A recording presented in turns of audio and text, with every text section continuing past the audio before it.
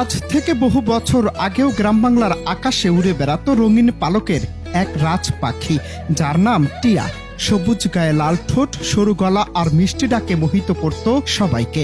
গ্রামের বটগাছ, আম গাছ কিংবা নারকেল গাছের উঁচু ডালে ছিল তাদের ঘর বাড়ি, সংসারও ছিল।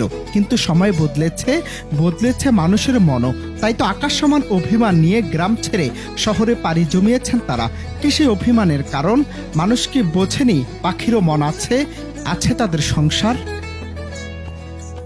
একটা সময় দেখা গেল মানুষের লোভে টিকে থাকাই যেন দুঃস্বপ্ন হয়ে উঠেছে এই পাখিদের জন্য।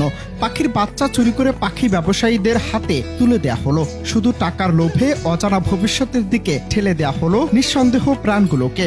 আর সেই ক্ষত নিয়েই একদিন টিয়া পাখির দল গ্রাম ছেড়ে চলে এলো শহরের দিকে।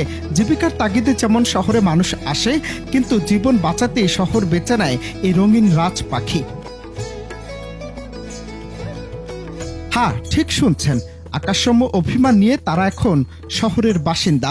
তবে শহর মানেই কংক্রিটের জঙ্গল নয়।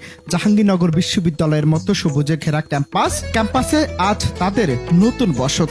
রাজশাহী বিশ্ববিদ্যালয়ের গাছেও ঝুলে আছে তাদের নিরাপদ ঘর।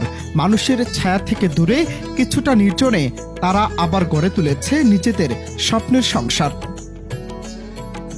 প্রতিদিন ভোরবেলায় বিশ্ববিদ্যালয় চত্বর কেঁপে ওঠে তাদের চঞ্চল চিৎকারে। ছাত্রছাত্রীরা আজ যেন তাদের এক নতুন বন্ধু। কেউ দেয় ভাত, কেউ দেয় পানি, কেউ বা শুধু একটু হাসি। এভাবেই ধীরে ধীরে টিয়া পাখি শহরের বুকে খুঁজে নিয়েছে একটুখানি শান্তি।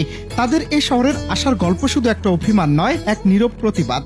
প্রকৃতি যখন কাঁদে তখন তার কান্না হয়তো আমরা শুনতে পাই না, কিন্তু টিয়া পাখির এই চলাচল, এই পরিবর্তন, তাই যেন প্রকৃতির এক নীরব আহ্বান। শেষ মুহূর্তে আজও রাজ পাখি বলছে, আমাদের একটু জায়গা দাও, একটু শান্তি দাও, শুধু বাঁচতে চাওয়ার অধিকারটুকু ফিরিয়ে দাও। অনন্ত হাসান মাসুদ, বাংলা টিভি।